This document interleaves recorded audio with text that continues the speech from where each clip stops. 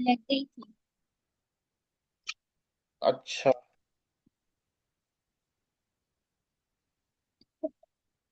रमीना, ये दोबारा देख लें, जैसे कि मैं सेंटर का टैग लेता हूँ इसमें। ठीक है। इसमें इमेज का भी टैग ले लेता हूँ, इमेज में दोबारा सेव कर लेता हूँ अपने पास।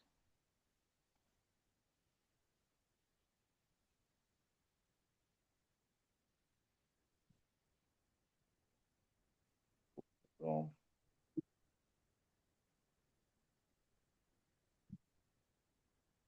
वॉलपेपर, ये इमेज ले लेता हूँ।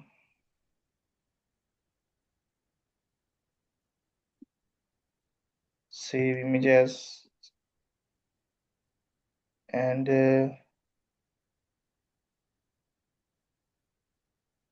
डेस्कटॉप पे किया, मैंने इमेज रख दी। सेव, कोई फोल्डर नहीं बनाया मैंने, वैसे इमेज रख दिया। इमेजेस डॉट जेपीईजी, अल्टरनेट हम करते हैं।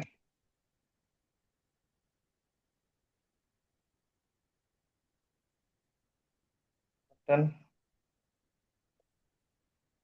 सबमिट।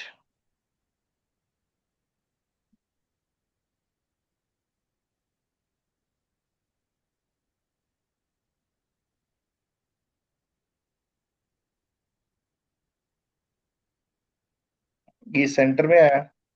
मैं अगर जाके इसको सेंटर के बाहर एक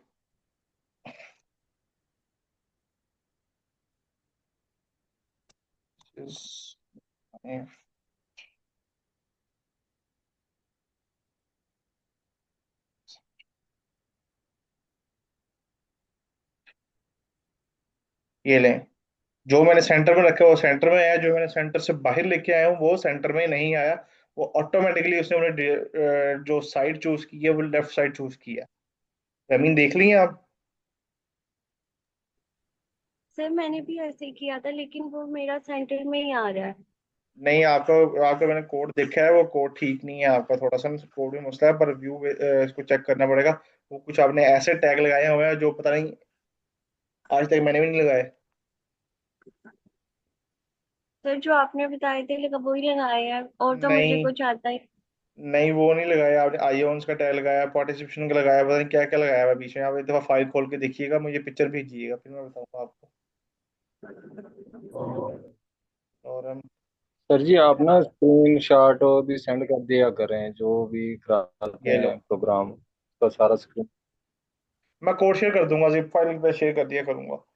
ये ले, जो मैंने पैराग्राफ सेंटर में रखा है वो सेंटर में आया है, जो नहीं रखूंगा वो नहीं आएगा। अब अगर मैं यही कंटेंट उठा के,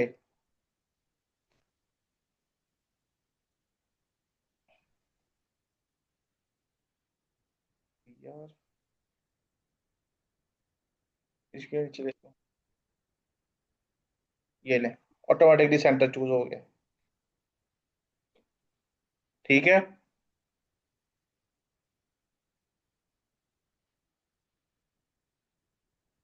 यहाँ तक क्लियर है सबको?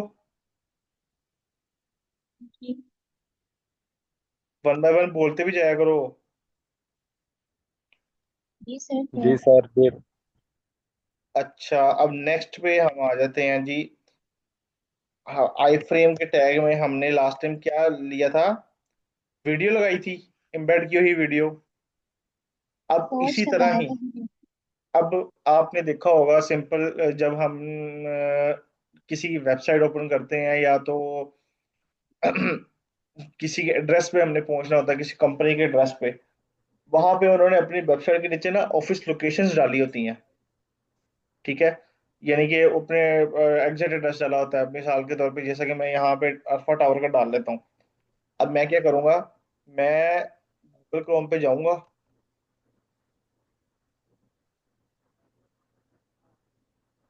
गूगल पे जाना है,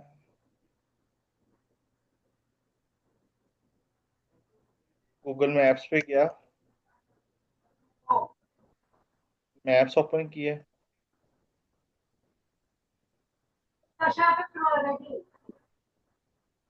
यहाँ पे मैं लोकेशन डाल लेता हूँ, आरफा टावर, लाहौर। ये देखिए, ये लोकेशन आ गई मेरे पास आरफा टावर की। सबको नजर आ रहा है स्क्रीन में? जी।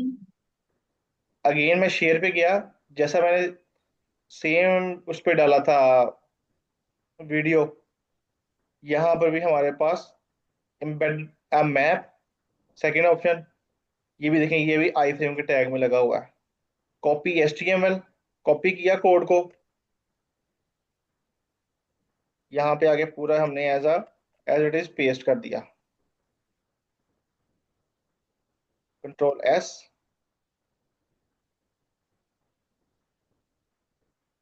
ये ले, ये लोकेशन एग्जैक्ट मेरे ऊपर मेरी वेबसाइट के ऊपर शो होना शुरू हो जाएगी। जहाँ की भी लोकेशन में उठाना चाहूंगा वो यहाँ पर आकर ऊपर लग जाएगी, आई फ्रेम के टैग की मदद से। समझ आ रही है आई फ्रेम के टैग के कितने फायदे हैं हमारे पास?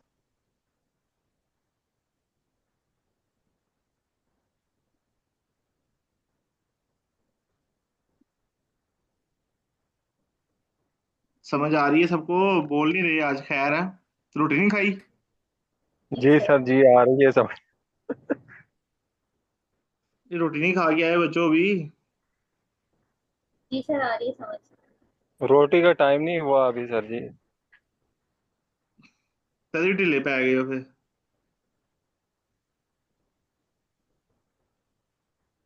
अच्छा, अब नेक्स्ट पे देखिए, इसी तरह हमने किसी वेबसाइट, अगर अपनी वेबसाइट पे शो करवाना, वैसे तो ये अनएथिकल है, हम करते नहीं है। आई फ्रेम के टैग में ही आगे सोर्स में जाके उसका लिंक अपडेट हो जाता है, जैसा कि आप सबको पता है। मिसाल के तौर पे मैं किसी की वेबसाइट अपनी वेबसाइट पे शो करवाना चाहता हूँ पूरी की पूरी, अगेन आई फ्रेम का टैग लिया, यार टैग ले लेते हैं। मिसाल के तौर पे मैंने फेसबुक शो करवानी है,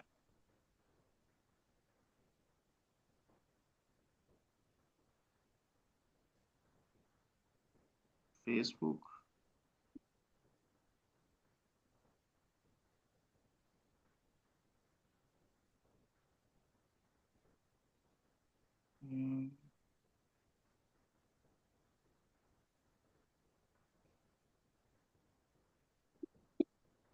फेसबुक, ये लो, ये वाला पेज, यहाँ से ऊपर से लिंक कॉपी करूंगा मैं, एंड सोर्स में अपलोड कर दिया मैंने। Ctrl+S किया, इसको रिफ्रेश किया, देखते हैं जाके शो होती है या नहीं होती। अब देखो, उसने कह दिया है कि जी फेसबुक ने कनेक्ट रिफ्यूज कर दिया कनेक्ट करने से। वो क्यों? इस वजह से क्योंकि फेसबुक ने अलाउ नहीं किया हुआ, उसने सिक्योरिटी लगाई हुआ है कि मेरी वेबसाइट कोई और ऐसे यूज ना कर सके। जैसा कि वीडियो जैसे अनअवेलेबल आ रही थी, इसमें भी सेम ऐसा सिनेरियो है। अब यहाँ पे मैं कोई और वेबसाइट उठा लेता हूँ,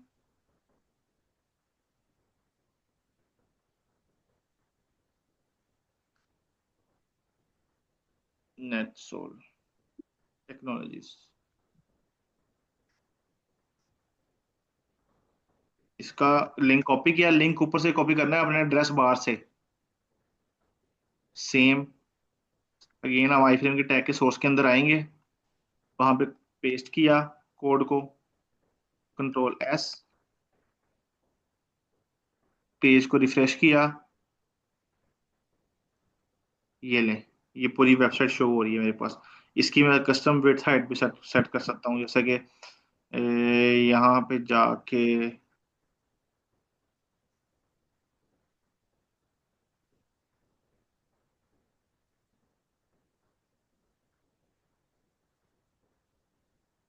स्टाइल का टैग लिया मैंने, विड्थ 100%, हाइट 500 px ले लेते हैं। ये ले, ये पूरी वेबसाइट शो हो जाएगी हमें अपने पेज के ऊपर। यहाँ तक क्लियर है सबको? याद थी चीजें या भूल गए थे आप सब लोग? बताइए जरा मुझे बारी बारी। सर याद थी। मुझे नहीं लग रहा। नहीं सर, आई फ्रेम पे टैग में सारी चीजें लिखते ही जाती हैं, जी सर। वेबसाइट, वीडियो, क्या इसका नाम, मैप। जी रमीन, क्लियर है आपको चीजें? कोई कंफ्यूजन है अभी तक? कोई सवाल? नहीं सर। किसी किस्म का कोई सवाल है? सिर्फ कुछ नहीं समझ आ रहा तो पूछ लें अभी।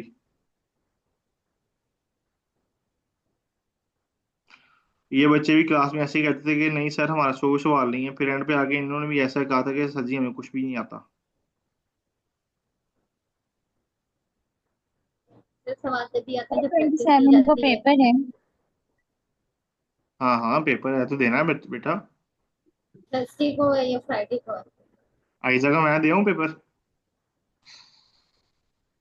सर मेरा तो आप आएंगे सर? आइडिया नहीं है मेरा, कंफर्म नहीं है मेरा।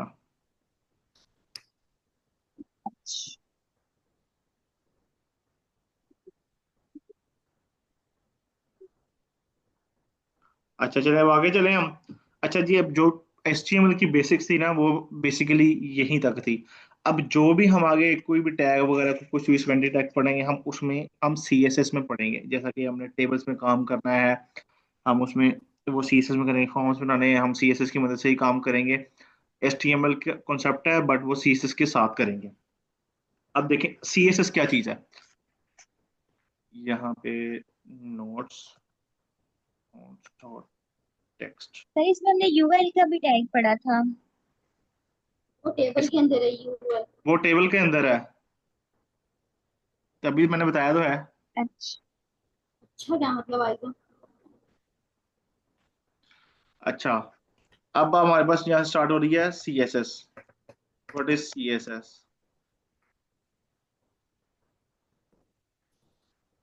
इसकी फुल एब्रिविएशन है कैस्केडियन स्टाइल शीट। जितना भी स्टाइलिंग का काम है हमने CSS की मदद से करना है।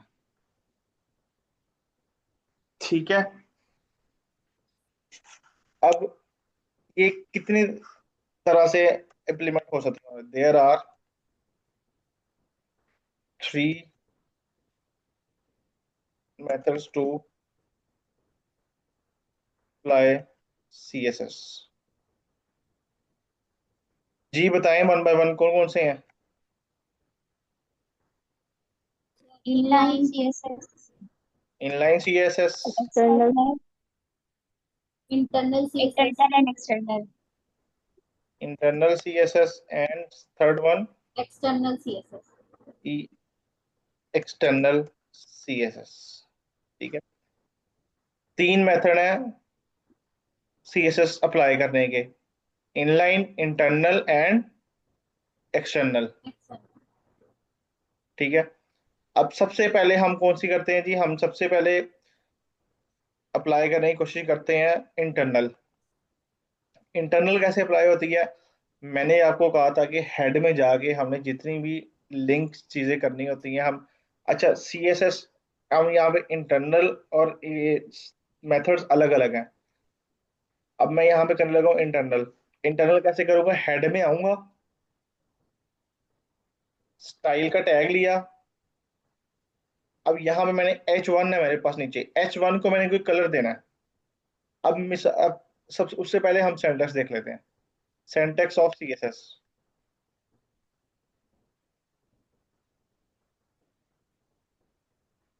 सिंटैक्स ऑफ CSS क्या है जी? Selector, curly brackets, property, colon, value. सबसे पहले हमारे पास सेलेक्टर, प्रॉपर्टी एंड वैल्यू। अब सेलेक्टर क्या चीज है?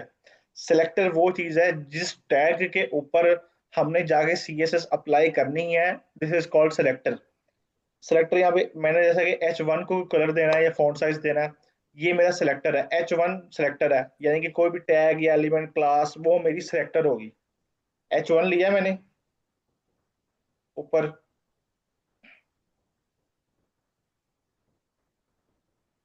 कर्ली ब्रैकेट्स,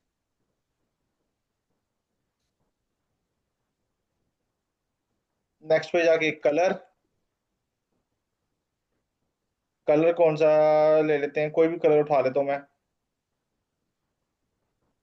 ब्राउन ले लेता हूँ। और फॉन्ट साइज, ये सीएसएस की प्रॉपर्टी है जो हम इस्तेमाल कर रहे हैं, ये सारी प्रॉपर्टीज है सीएसएस की। ऊपर सेलेक्टर है, ये सारी प्रॉपर्टीज है। और उस कलर हो गया, फॉन्ट साइज हो गया, फॉन्ट फैमिली जितने भी आ रही है हमारे पास, ये सारी प्रॉपर्टीज हैं सीएसएस की। 30 पिक्सल, कंट्रोल S, H1 को कलर दिया था हमने, ये लें, कलर भी चेंज हो गया उसका और फॉन्ट साइज भी उसका चेंज हो गया। अब मैं इसको, अगर मैं इसको 100 पिक्स कर दूं, ये ले, जितना मैं पिक्सल में साइज बढ़ाता जाऊंगा उतना ही वो इंक्रीज होता जाएगा। ठीक है। अब अगर मैंने इसको सेंटर में नहीं, अगर मैंने सेंटर का टैग नहीं दिया हुआ H1 को,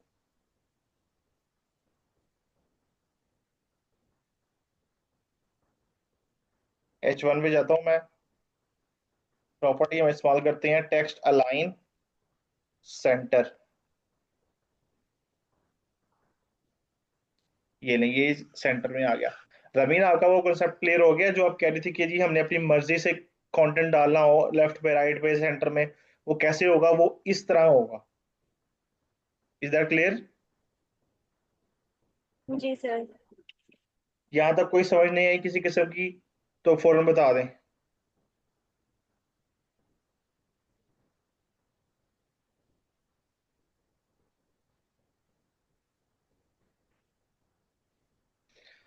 हाँ जी भाई बच्चों। सर सर हमें सर सीएसएस फॉन्ट में तो हम वो वाली साइज प्रॉपर्टी करवाएं जो हमारी रह गई थी, जैसे ट्रांसफॉर्म की रह गई थी। कुछ वैल्यू ट्रांसफॉर्म में माइनस में दी जाती थी और कुछ प्लस में। और जी इंडेक्स हमने नहीं किया था, उसमें भी कुछ वैल्यू हम माइनस में देते थे, कुछ प्लस में। कि ये हमने माइनस में कब देंगे और प्लस में वैल्यू कब देंगे, कोई सी में 1000, किसी में 0।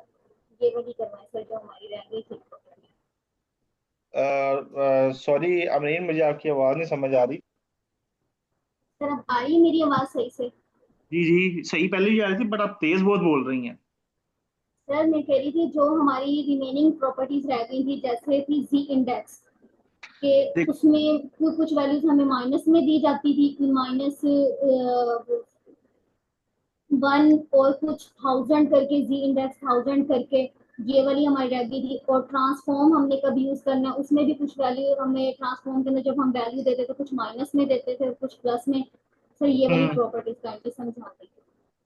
ठीक, वो बेसिकली प्रॉपर्टीज ना आपकी तब इस्तेमाल होती हैं जब हमने पोजीशंस और फ्लेक्स बॉक्स इस्तेमाल करने होते हैं, वो उन कैटेगरीज में आती हैं चीजें। ठीक है, जी इंडेक्स हो गया जो आप मुझे कह रही हैं, नेगेटिव में वैल्यूज होती हैं, ट्रांजिशंस होगी, जितने भी टेक्स्ट ट्रांसफॉर्म की प्रॉपर्टी होती है, ये सब चीजें हम जी जब जी। उसमें काम कर रहे होते हैं ना, पोजीशंस पे जाके, तब प्रॉपर्टीज हमारे काम आती हैं। ठीक है। ठीक है, जी सर। ये सर वो प्रोसेस है। सीएसएस में ये मैं कह रही हूँ ये वाली प्रॉपर्टीज हमारी क्लियर करवानी है। जी जी, सब करवाऊंगा, सब करवाऊंगा, फ्लेक्स बॉक्स का भी करवाना है अभी आपको इसमें मैंने। यहाँ तक क्लियर है सबको इंटरनल सीएसएस क्या होती है? जी सर, जो हेड में अच्छा, यूज होती है। अच्छा, अब देखिएगा, अब मैंने यहाँ पे एक इंटरनल लगाई है, अब मैं यहाँ पे लगाता हूँ जाके इनलाइन सीएसएस। इनलाइन सीएसएस कैसे लगेगी जी? स्टाइल का टैग लिया, ठीक है, कलर, और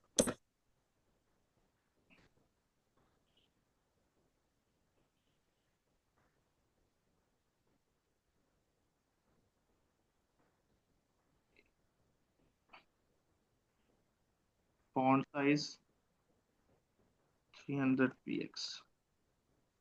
अब जाके हम इस पे अप्लाई करते हैं, कंट्रोल S नहीं किया, वो तो इमेज पे लगा दिया मैंने। बताओ तो सही बच्चों, ये मैंने लगाना है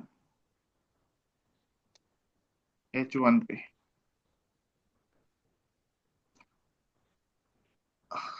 अब देखें, अब ये जो मैंने इस पे इनलाइन सीएसएस की है, प्रायोरिटी उसने किसको दी है सीएसएस ने? इनलाइन को, इंटरनल उसने रिमूव कर दी है। यानी कि जो भी, अगर मैंने इनलाइन आगे लगा दी है ना, तो उसने जो बाकी सीएसएस होगी उसको ओवरराइड कर दिया। ठीक है, उसको उसने खत्म कर दिया, नल एंड वॉइड कर दिया। उसने कहा कि जी मेरे पे तो ये लगी हुई है, मैं वो क्यों लूं। ऑब्वियस बात है, उसके उसके जो करीब जो चीज लगी होगी वो तो वही कहेगा कि मैं वही उठाऊं। तो इस वजह से ये इनलाइन सीएसएस है जो H1 के अंदर लगाई है, और वो है इंटरनल जो मैंने स्टाइल के टैग के अंदर हेड के अंदर जाके लगाई है। समझ आ गई है इनलाइन और इंटरनल की? बच्चों समझ आ जी गई है सर। नहीं? सर रमीन आपको? नहीं सर। नहीं, क्या नहीं समझ आई? सर इसकी इनलाइन की।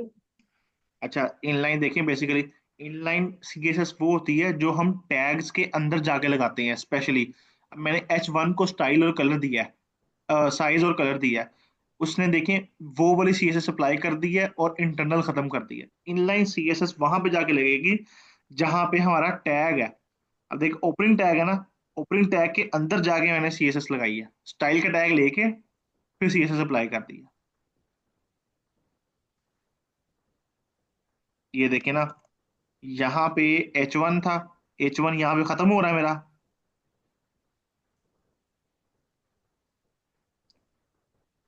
आवाज आ रही है मेरी? जी सर, आपकी आवाज क्लियर आ रही जी है। आ रही।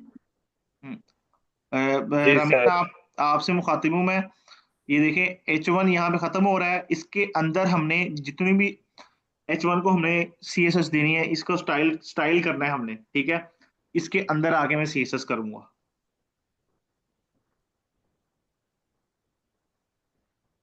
अब क्लियर हो गया या नहीं हुआ अभी भी? हो गया सर। मुझे लग रहा नहीं हुआ।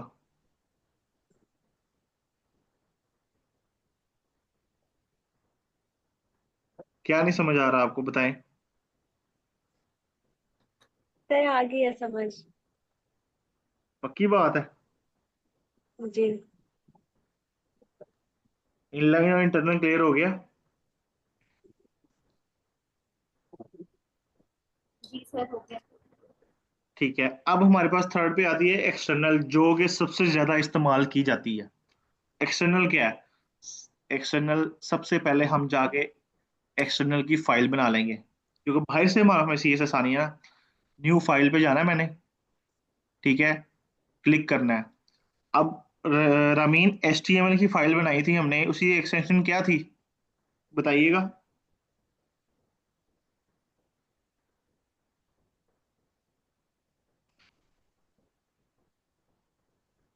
हेलो?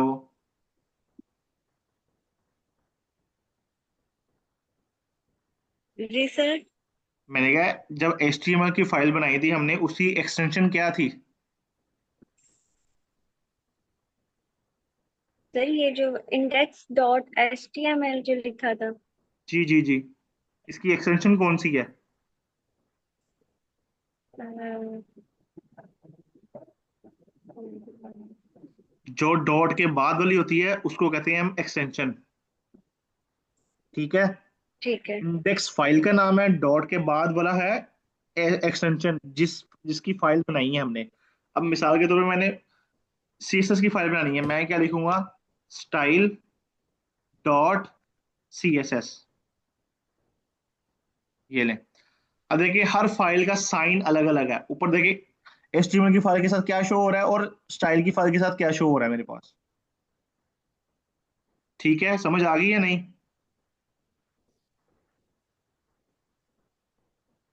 आ गया सर। चलो, शुक्र है। अच्छा, अब इससे आगे बेटा कुछ समझ ना आ रही हो तो फौरन पूछ लेना सबसे। अच्छा, अब हम थे एक्सटर्नल सीएसएस पे। ठीक है, एक्सटर्नल सीएसएस कैसे अप्लाई होती है? मैं यहाँ से इसको कमेंट करूँ। अच्छा, यहाँ पे कमेंट करने का क्या तरीका है रमीन, देख लीजिएगा। जिसको सिलेक्ट करना है, मैंने इस कोड को सिलेक्ट किया है, मैंने कंट्रोल और फॉरवर्ड स्लैश प्रेस करना है। फॉरवर्ड स्लैश कौन सी होती है? शिफ्ट के साथ वाला बटन, बिल्कुल। ठीक है,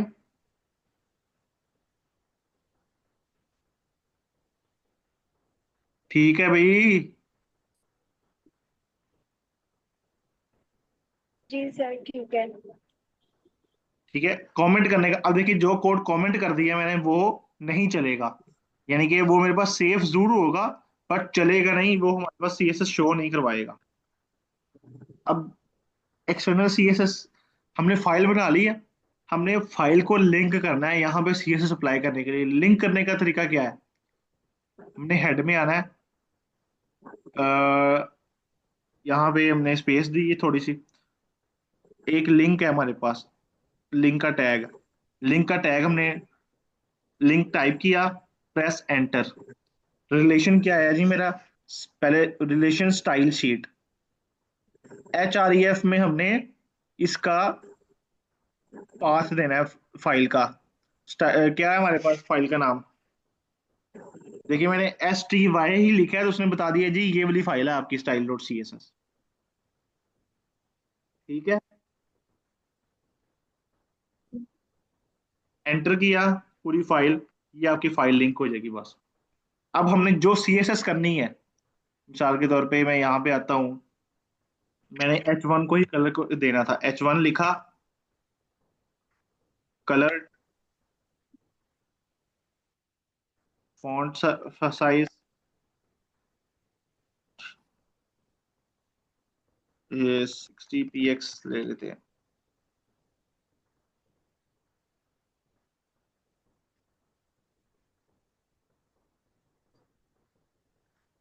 फॉन्ट,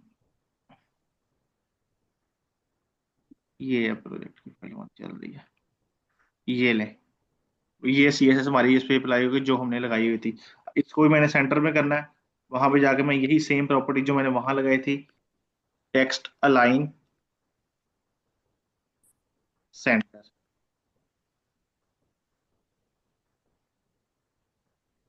ये ले, ये कंटेंट मेरा सेंटर में आ जाएगा। इनलाइन भी देख ली हमने, इंटरनल भी देख ली और हमने एक्सटर्नल भी CSS देख लिया। ठीक है, अब यहाँ पे हमारे पास CSS में हम जब एक्सटर्नल CSS करते हैं, हम यहाँ पे जैसे कि मैंने आपको बताया था, हमने पूरी बॉडी को कलर देना है, बैकग्राउंड कलर मैंने देना है। मैं यहाँ पे क्या करूंगा, यूनिवर्सल सिलेक्टर लिखूंगा, इसको मैंने खत्म किया। यूनिवर्सल सिलेक्टर कहाँ से आएगा, डॉट शिफ्ट और प्रेस 8, स्टेरिक, स्टेरिक का साइन है, इसको कहते हैं मल्टीप्लाई भी कह देते हैं हम, स्टेरिक कहते हैं हम। कर्ली ब्रैकेट्स, बैकग्राउंड कलर,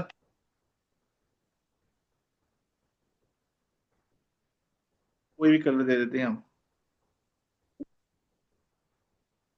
ये ले, पूरी बॉडी का कलर मेरा चेंज हो गया इस एक स्टैटिक की वजह से। ये स्टैटिक का मतलब है ये पूरी बॉडी को की स्टाइल अप्लाई कर देगा हमारे पास, इसको हम कहते हैं यूनिवर्सल सिलेक्टर। क्या कहते तो हैं, ये जो सर जो ये यूनिवर्सल सिलेक्टर लगा रहे हैं, जो हमने बैकग्राउंड कलर लगाया है, ये पूरी वेबसाइट पे लगेगा, मतलब उसके जितने भी पेजेस होंगे, कि सिर्फ एक ही पेज पर? नहीं एक ही पेज पे लगेगा ना। तो हम बॉडी लिख के भी तो कर सकते देखिए हैं। मेरी बात सुने, अब जैसे मिसाल हम के तौर बॉडी पे लिख के ये जो बैकग्राउंड फाइल, इमेज लगाते हैं। देखिए जिसपे अगर मैं 2 फाइलें और बना लेता हूँ, जी। ठीक है, उसमें ये मैं स्टाइल का टैग, स्टाइल की फाइल लिंक कर देता हूँ उसमें, जहां जहां ये स्टाइल की फाइल लिंक होगी वहां वहां ये कलर अप्लाई हो जाएगा। समझ रहे हैं, सर बॉडी लिखकर और ये स्टैटिक का टैग लगा के इसमें क्या फर्क है? हम बॉडी लिख के भी तो लगा सकते हैं बैकग्राउंड कलर। बॉडी लिख के लगा सकते हैं पर उसमें फर्क आ जाता है थोड़ा बहुत, क्योंकि अब वो सिर्फ बॉडी लेगा, ये क्योंकि बॉडी में और भी बहुत सी चीजें होती हैं, जैसे कि मैंने आपको बताया था यूनिवर्सल सिलेक्टर में हम मार्जिन पैडिंग 0 करते हैं। ठीक है, जी। अब मार्जिन पैडिंग हम 0 क्यों करते हैं, क्योंकि जो साइड से थोड़ी बहुत स्पेस आ रही होती है वो सब खत्म हो जाती है स्पेसेस, यूनिवर्सल सिलेक्टर इस वजह से लिया जाता है, ताकि वो अपनी डिफॉल्ट पोजीशन में जो वेब का ओरिजिनल डॉक्यूमेंट है मेरे पास, वो अपनी असल हालत में मेरे पास आ जाए। जैसा कि वो कंटेनर फ्लूइड वाला कॉन्सेप्ट याद है आप सबको या जी सर, नहीं? याद है।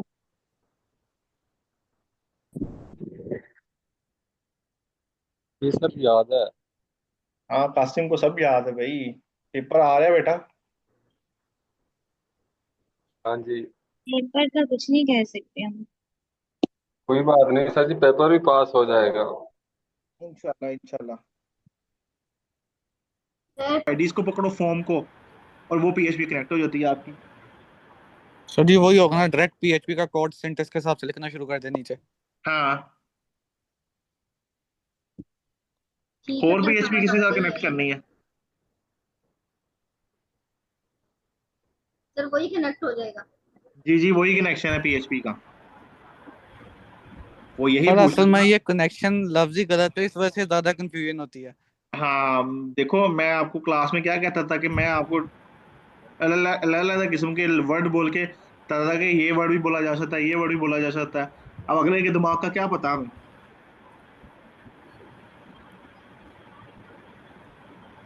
सर एक और चीज, ये जो सीएसएस में अगर डायरेक्ट एचटीएमएल सीएसएस का वेब पेज है, इसको रिस्पॉन्सिव हम कैसे बनाएं इसको रिस्पॉन्सिव बनाना मीडिया अगर क्यूरी, हम बूटस्ट्रैप नहीं इस्तेमाल करते? मीडिया क्यूरी से।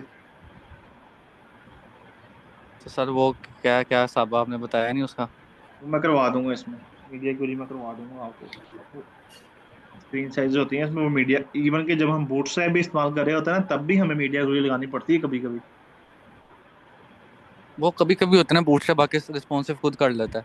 पर हाँ सर वो। ये जो अगर हम मीडिया क्वेरीज भी लगाते हैं, जैसे हमने एक एचटीएमएल और सीएसएस नैप बार बनाया है, हमने मीडिया क्वेरीज लगाई है, मोबाइल पे शिफ्ट करते हैं, तो वो साइज में ऑटोमेटिक छोटा बड़ा होगा या उस हिसाब से एडजस्ट भी हो जाएगा? नहीं, उस हिसाब से एडजस्ट हो जाएगा वो। जैसे वो op- जी सर बोलें। जी जी, पूछो पूछो पूछो। जैसे वो ऑप्शन में जो नेविगेशन बार है वो थ्री डॉट लाइंस ऑप्शन में चला जाता है, और वो ड्रॉप डाउन में आ जाता है, तो वो ऑटोमेटिक हो जाएगा? वो ऑटोमेटिक हो जाएगा। ठीक। वो याद नहीं है, मैंने आपको एक टेम्पलेट डाउनलोड कर एक्सट्रैक्ट करके दिखाया था। जी। वो जब हम मोबाइल स्क्रीन पे करते थे, वो ऑटोमेटिकली थ्री डॉट्स आ जाते थे जो डिसेबल होते थे, उसको अनेबल करते थे जी तो अनेबल हो जाते थे। वही चीज हो जाएगी। सर मैंने जो ये जो अपना प्रोजेक्ट बनाया था, ये मैंने गलती की, मैंने डायरेक्ट एचटीएमएल और सीएसएस में, रो एचटीएमएल सीएसएस में बना लिया। वो मेरे से अब वो नहीं हो रहा हम्म। रिस्पॉन्सिव। और डेस्कटॉप पे तो ठीक है, मोबाइल पे लेके जाता हूँ तो वो बहुत आगे पीछे हो जाती है चीज़ें। वो रिस्पॉन्सिव मीडिया के लिए आगे देखो। मैं देखता हूँ। मीडिया क्वेरी का सिंटेक्स में सेंड कर दूंगा, जी। तो उस पर लगा लेना। जी। अच्छा, यहाँ तक क्लियर है सबको? इंटरनल, एक्सटर्नल और इनलाइन सीएसएस। Sir clear. जमीन आपको जी सर, क्लियर है। कोई सवाल किसी किस्म का नहीं समझ आ रही? ये बच्चे तो पढ़े हुए हैं, आपने नहीं पढ़ा हुआ, आप बताएं। सर अभी तो समझ आ रही है, प्रैक्टिस करूंगी तो फिर पता लगेगा। आगे पढ़ा दूं या इतना काफी है अभी? प्लीज सर आगे पढ़ाएं। अच्छा ठीक है। अब हमारे पास एक आगे हमारे पास लिस्ट का एक टॉपिक है, जो हमारे पास एचटीएमएल में आता है, लिस्ट्स का। हमारे पास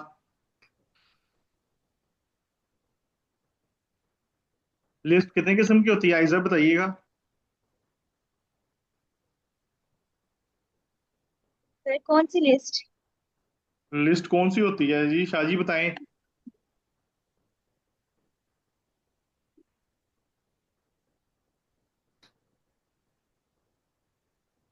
कासिम आप बताओ, लिस्ट कौन कौन सी होती है?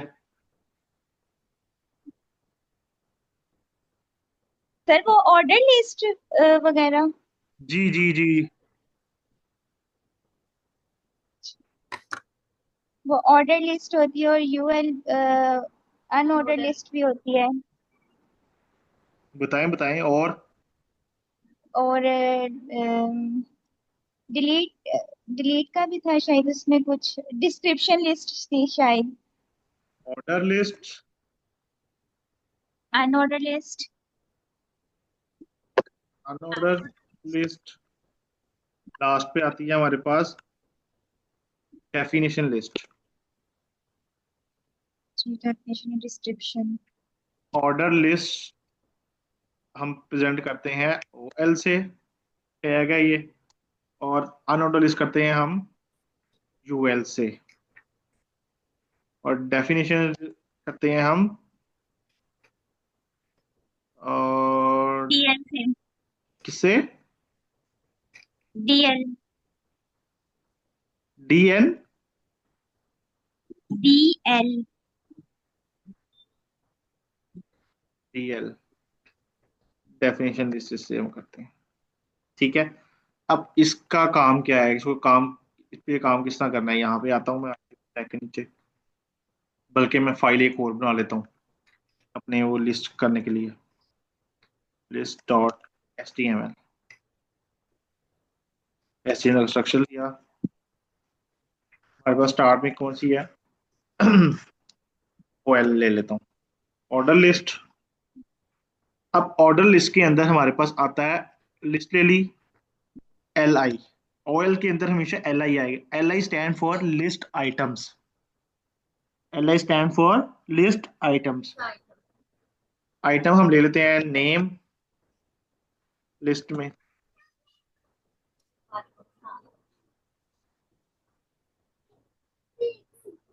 Mail, password and city.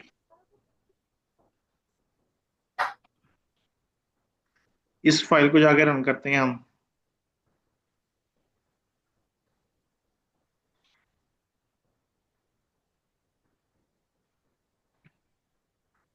ये अब जैसे ही मैंने OL लगाया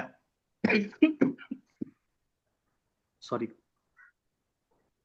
1 2 3 4 5 ऑर्डर वाइज, उसने ऑर्डर वाइज मुझे दिया है। ठीक है, 1 2 3 4 5। अगर मैं जाता हूँ उधर, यहाँ पे जाके मैं इसको UL कर देता हूँ, UL किया, यही लिस्ट आइटम मैंने यहाँ पे कॉपी की और इसके अंदर प्रेस एंड पेस्ट कर दी, कंट्रोल S किया, ये डॉट्स में दे दिया, यानी कि अनऑर्डर लिस्ट है ये, हमें उसमें कोई काउंटिंग में नहीं प्रोवाइड कर रहा हमें। लिस्ट और अनऑर्डर लिस्ट भी क्लियर होगी है।